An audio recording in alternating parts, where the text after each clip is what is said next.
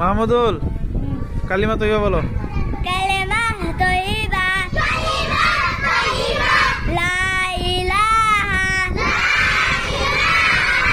ইল্লাল্লাহু মুহাম্মাদুর রাসূলুল্লাহ।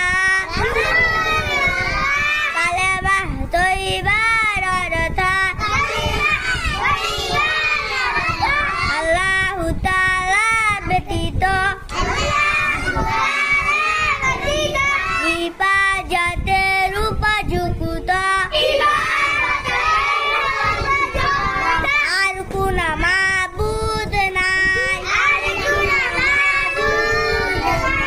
হযরত মুহাম্মদ মুস্তাফা সাল্লাল্লাহু আলাইহি ওয়াসাল্লাম আল্লাহু তাআলার রাসূল। মাশাআল্লাহ, জাযাকাল্লাহ। যাও।